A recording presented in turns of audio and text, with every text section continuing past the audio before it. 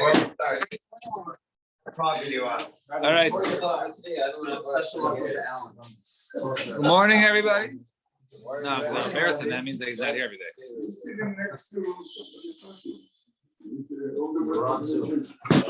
All right. Good morning, everybody. Today is we begin Seder Nashim. Where we separate the men from the boys. Yeah, well, yeah. All right, so starting by Yivamis. So today's the first Masechta in Seder Nashim. We'll see that the alumnus is different, the limit is different, and now basically next couple years will be in this mindset. So we start off the Mishnah. We left off first line, first word, only word of the top line. Beis Amud Aleph. Yivamis. Chamesh Zvei Nashim. Poitros Saraseyan Vitzaras Saraseyan Mina Chalitza Mina Yu Ad Sof Olam. So now, first line or a couple lines is very loaded. Actually, the Mishnah is going to go on to explain what this one line is. But it says there are 15 types of women, right? 15 relationships that a person, if this type of woman falls to Yibum, he's completely patur. Now let's take two steps back. So what is Yibum, right? Yibum is if there is a man is married to a woman and he dies without children. He dies without children. So the halach is that since he was married, his wife falls to his brother. His wife falls to his brother, Yibum. So Yibum, he takes her, he marries her, right? And then so they become man and wife. So that's Yibum. All right. Now, there's another form. There's chalitza, right? Chalitza is basically if there is a rejection that the woman does not want to go ahead and marry the brother, right? She never liked her brother-in-law, right? She does not want to go ahead and marry him, and therefore she goes ahead and she performs chalitza, right? So that will be discussed then. And once she performs chalitza, then she's mutter li'olam. Then she can go ahead and or mutter l'shuk, marry whoever she likes. All right. So she has to do either Yibum or Chalitza. All right, so we're going to talk about Yibum. Now, the rule is if one cannot perform Yibum, we'll soon see there's 15 relationships that are listed here in this Mishnah, that if one cannot perform Yibum, i.e. there's another Isser Erva involved. Now, normally it's an Isser Erva of my brother's wife, right? My brother's wife is forbidden to me, right? Eishazah, right? My brother's wife, but she's only forbidden to me during his lifetime. As we'll soon see different scenarios through this. So once that falls off, that Isser falls off, she's now permissible to him. But if there's another relationship, if he's related to her in another manner, besides being my brother's wife before he died, then she's forbidden. And not only is she pater, so it says, saying they're co-wife. We're talking about a man who's the one who dies. Let's say he has two wives, one of which is going to be related to the brother, one of which is going to be related to the brother, and therefore, since one of them cannot go ahead and marry, so to the second one also cannot is also part from Yibum Chalitza, and once the guy dies, they're mutter l'shuk. They go out. They don't need to do anything. No other ceremony. So technically, somebody could be married to multiple wives and he has to marry all of them. No, only one of them. Right, a person has. I mean. A person can have multiple wives. We'll start with that, right? Husband dies, right? That's what I'm right. There's no connection. So one of them, right? Right. So one of them, right? That was the brother has 10 wives. No. So somebody has one brother, and the one that just passed away had 10 wives. You have to marry all 10 wives? No, only one. One is married, and the other one's is one Zika, right? But say one is his needs. Right. So that's what he understood. He just wanted to in general. Do you marry all of them or just one? Now, and we'll soon see. Then it says there. So it says they pater their tzaras and the tzara of the tzara, the co-wife of the co-wife. Right. So what's the case there? Right. So those of you who have the art school, actually the Mishnah explains the case later on. There's actually a picture of a tzara of the tzara, but basically what would happen is if there is a relationship. Now let's say it's Reuben and Shimon, right? I'm going to bring in this. I'll use myself. It's much easier for me to remember, but I will create by another brother of mine. I will not use my brother's names. Bob. All right, Bob is going to be my brother, right? Bob. So now, but normally in this case, right? So you had a case of two brothers, one of them died, and let's say they couldn't fall to Yibum, right? To one brother, to Reuven died, and they couldn't fall to Shimon. So they're because one of them were related to Shimon. So, but there's Levi. Levi's around. The co-wife, not the erva, the co-wife married Levi. Okay, and Levi already had another existing wife, Sarah, the second wife. Right? He had another wife. He already had an existing wife, and then he married, right? Not the erva woman, but the other one, the co-wife of the erva. Levi married her. Then Levi died. So now they both fall to Reuven, or Reuven was ready to I guess to Shimon, right? They both fall to Shimon. Shimon can't marry the first one because she was the co-wife of his erva from before, from the first brother that died. And now he can't marry this Levi's existing wife before because she became the co-wife of his erva. And therefore, it goes on and on. Do you have the picture of the article there? That was fine. 281. The first one picture. The first one. All right. So the first one, Sarah, right?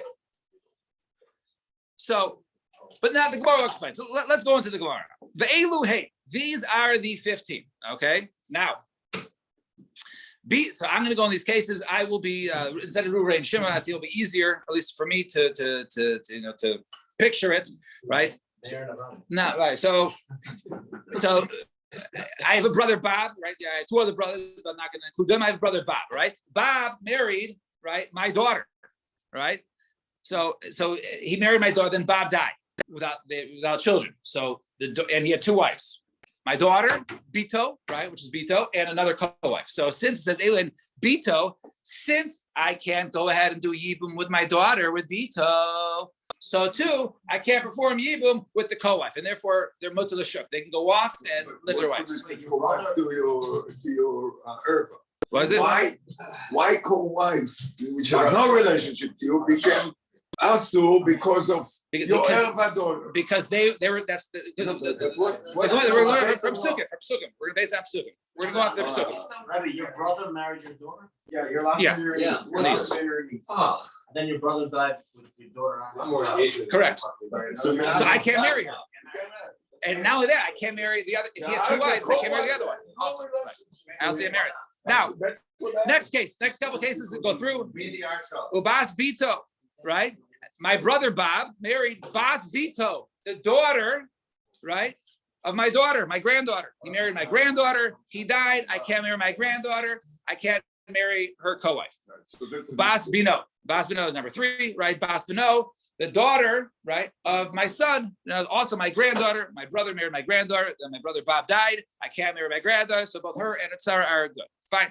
Bas Ishto. Now, the Gemara is going to go through in terms of Bas Ishto, whether it's through marriage or not marriage, but we're not going to get into it now. But let's say my brother Bob married Bas Ishto, right? The daughter of my wife. Your brother Right. married your My wife came, she had from another marriage. child. My stepdaughter. Okay. Right. My brother married her, so I can't marry Bas Ishto. I can't marry my wife's daughter. Same thing. Well, right. No, it's not my daughter. It's my wife's daughter. Even if it's not his Right. daughter. Ubas Bina, or right, it's my step granddaughter, right? And she married my brother, and then he died. Ubas Bita, or my wife's daughter's daughter, right? All those cases are no good. Now, chamoso, right? Let's say my mother-in-law, right? Some of you knew my mother-in-law, right? Most of you do, right? So my mother-in-law married Bob, right? And Bob, right? So Bob died, right? Your brother Bob. Right, my brother Bob, right? So therefore, once again, I can't, right? There's no yibum with me and my mother-in-law. So therefore, she is pater and also her tzar. The aim chamoso, and my mother-in-law's mother, right? Mrs. Lazar, right? So aim chamoso, right? Yeah, right.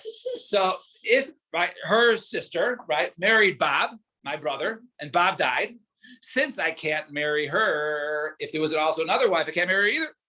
Ve'em chamav, right? And also the mother of my chamav, of my father-in-law, the mother of my father-in-law, right? So Her name was Esther Brandon, right?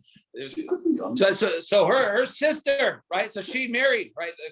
She married my brother or Bob, right? And Bob died, right? So her and her co-wife are pot. Now it's gonna get fun. Babe Chamav, right? So we did that one. Achoso me'imo.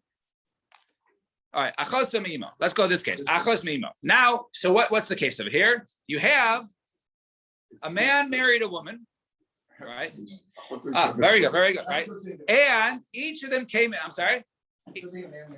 Yes. And he had a son, right?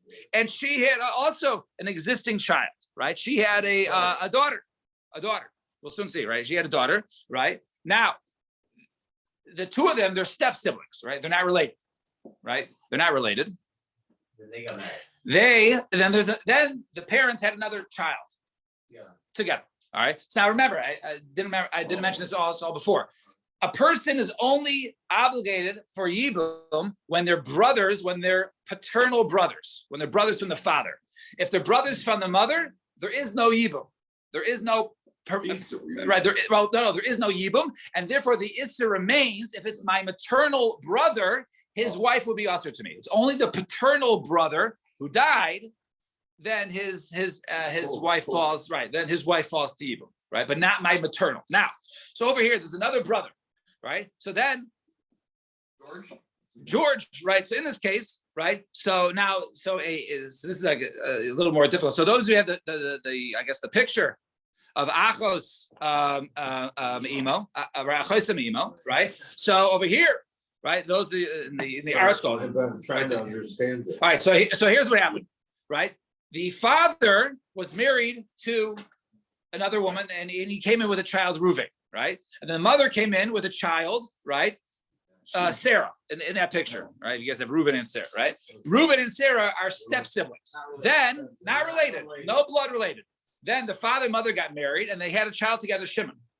Okay, now Reuven is able to go ahead and marry Sarah. There's no issue, right? So now let's say if Reuven dies. The one from the two. So Shimon is supposed to take his brother's wife, right? But his brother's wife is actually his maternal, right? Achai Samimo, his half sister from his mother, Achai Samimo. So therefore, he was putter in such a case. Next case. You can't marry a sister. Right, exactly. Yeah, it's not complicated, but you have to understand how. Right. It's a maternal. No, they're not brother. Right now, the next one is the achos imo. Right. Next one is the achos imo. Achos imo. Right. So the sister of his mother. All right. In other words, that his brother, right, or my brother Bob, right, married my mother's sister. Now it was not his mother's sister, right? It was from the other side. That's how he was able to marry her, right? He married my right. So So Bob married my aunt, right? My mother's sister, and then Bob died. The bottom picture, right? Then Bob died, right? And therefore, right, in that case, right? So therefore, the guy cannot go ahead and marry his aunt, right? His mother's sister, right? So that was the achos imo, the achos ishto, right? And also the achos and that was the achos ishto, and also his sister-in-law, right? The achos ishto, right? Also in the case of achos ishto, he'd be pater. So if it was his wife's sister, right? Two brothers married two sisters, right? Then one of them died, right? One of the brothers died, so therefore he can't marry the sister because it's my wife's sister, so he can't go ahead and marry her. Achos ishto. The Eishes Achiv Me'ima, right? This is a very similar case we had before, when you had a two-step, right? But instead of it was a father married mother from previous marriages. But however, instead of being a brother and his stepsister, it was a brother and his stepbrother. So the mom, right? If you ever see the movie Step Brothers, right? They got married, right? Two best friends, right? They became best friends, right? They're stepbrothers. And then there's a third brother in the middle, right? Yeah. There's a third brother. There's a third brother in the middle. Now, so if you're looking at the picture in the bottom, those of you who have the art scroll, right? Eishes Achiv Me'imo, right? So no. So let's go like this. The father married a woman, both of them second marriages, and the mother had a previous child, Levi. All right, like the picture of Achos Achiv Me'imo. The mother had a previous child, Levi, and the father of his first marriage, Reuven. And they got married, and they had a child together, Shimon. Now, Levi is not related to Reuven at all. Correct? Right? So Levi was married to a woman. He got married. Okay. And then he got divorced, right? Or whatever. He was married to Sarah. He had a child, Sarah. No. He was married to her. He was married to her. So now Reuven is allowed to marry his stepbrother's ex, right? No relation. It was just my father's wife's son, and he married. So he's allowed to marry her. If Reuven went ahead and married her, right? Levi's ex was no blood relation with him. He married her. Now Reuven dies. So Shimon is his paternal, his half brother, his paternal brother. Oh, I got to do Yibum, but he can't. Why? Because it was his brother's wife from his mother's side, right? It's his maternal brother. Eishes achiv me'imo, right? In this case, Levi was the wife of his brother's, from his mother's side. Correct. Yeah, but Levi was his maternal brother. Right. Mm-hmm. And Levi was already married to her. So it's my maternal's brother ex. No, it was his sister. Since, right. On both sides. My maternal brother's ex. So since I can't marry my maternal brother's ex, therefore she's forbidden to me from that side. So when it falls to me from Yibum, from my other side, from Reuven, I can't go ahead and marry her because she was once upon a time married to my maternal brother Levi. That's that case. All right. Turn the page. Right. Now the next page. It's ready. We have done 13 out of 15, right? We're moving, right? The Eishes Achiv Shelo Haya Belama.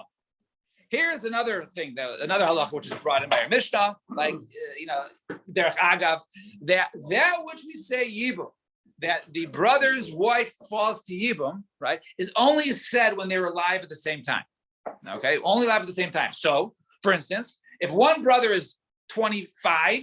And the other brother is 2 years old, and the 25-year-old was married to a woman, and he died, right, with no kids. She got to wait for the kid till he gets older, right? Until he gets older for Yibum Chalitza. Fine. Let's say Reuven was married, right, and he was the only child. He got married. Okay, he died, and then she didn't get remarried yet, and then Shimon was born. Okay, their brother after the marriage. This is called Achiv Shelo Haya B'Olamo. Was not in his world. They weren't brothers at the time yet. Doesn't work. Now, when Reuven passes, right. Once he had a brother that was born later on because his parents had kids. Yeah, right. After he passed. There's no Yibum there. Nothing. Now, so what's this case over here? No, you mean no. In the first case. I know it's not in here. The first case, would she have to wait for the youngest to be like 9 or whatever? So the Gemara goes through how old they have to be. What's the question of Yibum? Married for that many years. Right. Correct. Exactly. Zika. We'll soon see it's Zika. Right. So now in this case. So in this case over here. So what's going on here? All right. So let's look at this case. All right. So there's actually a picture. Those of you who have the art scroll. Right. There's a picture where it says over there. So. Reuven, so they were brothers, right? So Reuven and Shimon, right? Reuven died, I guess, first, and his wife. There was 2 brothers. His wife married Shimon. Classic case, okay? Classic case. Then there was a 3rd brother born, right? He was born 20 years later, whatever it was, little baby. So Reuven happened to have been his brother, but Reuven's long gone. He's now brothers with Shimon during the lifetime, right? Mm-hmm. Levi is 2 years old, and Shimon is 20 years old, and Reuven was 22, but he died. Okay, now all of a sudden Shimon dies. So perfect. So he's a brother. He's 2. He's 20. It should work. No. He was married to his brother that wasn't in his world. Shalei Balamo. Right? She was married. Sorry, she was married to Reuven, right? Before that, Isser of my brother's wife, right? Of Eishes Achiv is only permitted b'makom mitzvah. But since there was no makom mitzvah, there was no yibum required at the time. Since they didn't live alive at the same time, therefore that woman is forever forbidden to Levi because she was married to Reuven, and it was never b'makom mitzvah. So therefore, this woman cannot go ahead and marry Levi. In addition, if she's a tzara, also can't be married, and so on and so forth. And the final case is the kalaso. So it's even more, you can't even, not even an option to do regular marriage, isn't it? What? Right. There's nothing. There's no yibum no chalitza. You go free. You go scot-free. We'll soon see the last case in the Mishnah is a case of where there's drabana where you require chalitza. Now, All these cases are where they're. yeah, they go free. Nothing. We don't require chalitza. We don't require nothing. The kalaso. Now, last case is kalaso, his daughter-in-law, right? So he had a girl who was a daughter-in-law, right? I guess she got divorced or whatever it was, right? Then she married the guy's brother, right? Bob married my brother, my daughter-in-law, right? Married Bob. Bob died. They can't fall to Ibn because it was kalaso, daughter-in-law. And her Sarah. And the Sarah, if there's a remarriage. Now, all these cases, Hare Elu, now to summarize, Hare Elu, Patras, Tereseim, and Tereseim, Mina, Chalitzim, and even Atzav Elu. All these cases, they pater, they're tsaras, and then if they do go ahead and marry, if there's another brother, and that other brother has another wife, right? And then that brother dies. So since she's a tsara, but tsara, also that doesn't work. Atzav Elu. The Kulan, in all these cases, right? Let's go to the first case. Let's do the first case. Very simple case. Bito, right? His daughter, right? The Kulan, Imesu, or Miyano, or Nizgarshu, or Shanimsu, Islandus. All these cases, if they die, or in other words, we're talking about all these cases where they pater is when they're married at the time of the guy's death. But let's say the guy was married to my daughter, right? My brother was married to my daughter, okay? And then they got divorced. And then he died, right? So when Bob died, he left over, one of his wives. His second wife used to be my daughter, but he divorced her first. He wasn't married to her at the time of his death. So they were co-wives at one point in time, but not at the time of the death. The kulon imeso miyano unizgarshu, if they died are miyano, right? Miyano, we'll see this concept miyano actually in the Mishnah also. Miyano is a concept that the Torah allows a person to go ahead and marry off his daughter who's a katan, right? Who's a minor, right? However, the Torah does not give the authority to if there's no father, to the mother or to the older brother to go ahead and marry them. So midrabanan, the Torah allowed the oldest brother and a mother to marry off the daughter if the father is not around, right? And they did this, but since it's not a deraisa marriage, when she gets to the age of mian, we'll also have to discuss what time that is, she has to decide, I want to stay in the marriage, and therefore there's like a re-kedushin and they stay married, or she says, I'm out of here, and it's basically annulled. And it was nothing. So if this girl, this erva dies, or does miyun, on these garshu, right, or got divorced, Oshanim to islandess, or it turns out that she was an islandess, and turns out a woman who was an islandess will soon see is putter from all types of yibum. That is a woman who never, not only did she not, but she never showed signs of physical maturity. In other words, she won't be able to have children, right? She never showed signs of physical maturity, and therefore there is no mitzvah, because we'll soon see the mitzvah is to have the child afterwards. That's the source of the mitzvah, right? So all these cases, it's like they weren't married in islands. So say mutaros. The tsaras are mutter. In other words, if my daughter was married to Bob, right, and then Bob died, but Bob got divorced to my daughter before, and he just left over his other wife, Cynthia, I can marry Cynthia, right? Because Cynthia, my daughter, even though they were co-wives, by the time of death, they were not tsaras at the time, and therefore it was mutter. Huh? Right, exactly. Yes, right. There's a mitzvah of yibum or chalitz, right? So by the way, you can't say, FYI, you can't say that your mother-in-law or the mother of your mother-in-law or the mother of the father-in-law turned on islandess, because obviously it's your mother-in-law. They had children, right? Oh, sheminu, or they did miyun because they obviously came to the point of their marriage. Now, the Gemara is going back to explain what we said earlier. Ketzad was just saying, how do they go ahead and pat the tzara? Well, we just explained it. Now the Mishnah goes through it again. If his daughter, any of the varieties we mentioned, were married to his brother, v'lo isha acheres, and he has another wife, umeis, and then he dies. Kashem shabito patura, just like the guy's pater from doing yibum with his own daughter, right? From Bob in this case. Chaftarasa patura, so too Cynthia, right, is pater from doing. There is no yibum or chalitza with Cynthia, right? Halchat saras bito. And then, okay, in this case, Cynthia went off, says Bito, the niece is liachiv, And then let's say there was another brother. We explained this, right? There was another brother. So the erva was just to me, but to the other brother, right? To Harry, right? There was nothing, right? So she went ahead and did that. Sarah, the non-erva woman, did yibum with Harry, right? And Harry has another wife. In addition to Cynthia, he has Nancy, right? Umays, and then Harry dies. Just like since Cynthia is ushered to fall back to me for yibum because she was married to Bob, when Bob was also married to my daughter. So too Nancy, who was co-wives with Cynthia, who was co-wives with my daughter, is also pater to me. Even if it goes 100 times. Now, Ketzad imesu tzarsei mutaros. What's the case if they die the tzaras of mutar? Haisa bito achas megal rayas ha'elim nesuas le'achiv. So if his daughter or one of the other rayas were married to his son, v'lo isha acheres, right, and he has another wife, mesa bito onis garsha, right? If the daughter or the erva dies first or got divorced, v'achar kach mes achiv, and afterwards the brother dies, afterwards Bob dies, then tzaras mutaros, then tzaras mutar, as we explained before, because they weren't co-wives at the time of the death. Right,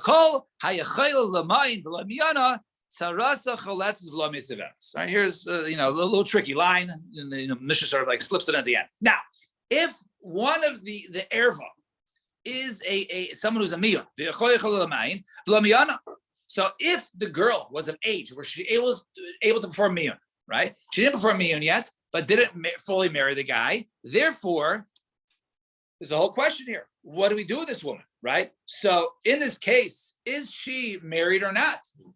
Midaraisa, she's nothing. It was right. It was not a kedusha, right? So therefore, if the erva was never married, there should be a full. So the co-wife or should be able to perform yibum because she was never married to the erva, right? But if it's derabanan, we say, right? We don't know. So now, therefore, this is going to be a requirement. We'll soon see. Whenever there's a suffix, we don't know what to do. So we can't just let the co-wife say, if they were married, the co-wife can just go off into the sunset. She doesn't need to do anything because since her co-wife is pater, right, is asur to yibum chalisa, so to a she. But if maybe that co-wife never existed, and therefore the erva was never married, and therefore she is completely obligated to yibum chalisa. So it's like a suffix. Does she marry this guy or not? So we can't have a suffix of do you marry him or not. So therefore, when it comes to a suffix, they can do chalitza, right? Chalitza, right? Remove the shoe, right? Spitting, right? The whole process is done, and basically that removes any requirement that was. Because even if there was a mitzvah to do yibum, you could do chalitza. Is it required to do chalitza? Yes, required.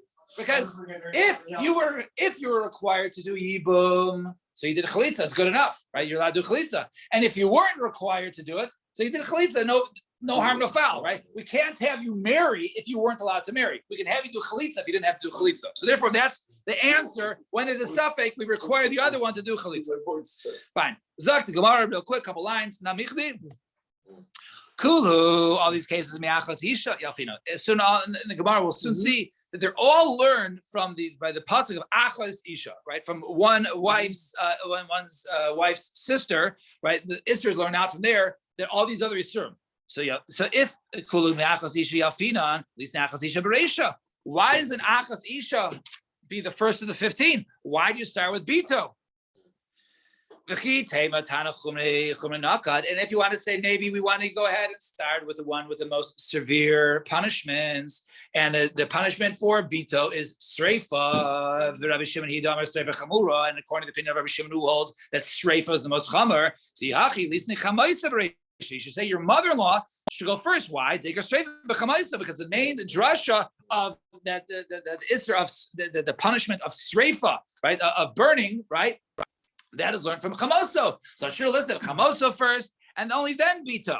And furthermore, if you're going by order of most severe punishment, Basar Chamoso, Lisni Kalaso, daughter-in-law should come after the Basar Shreva Skila, because a daughter-in-law, Kalaso, is Srev Skila, as opposed to the others, which are Isser Kares. Right, is skila chamura. So Ella bito, rather why they start with bito? Kaven das midrasha chavivale. Since it comes from a drasha, right? As we'll soon see in the Gemara tomorrow, Mitzvah, right? So then, since we learn from a drasha, therefore that's listed first, and we will stop here. And tomorrow, Mitzvah, we will continue.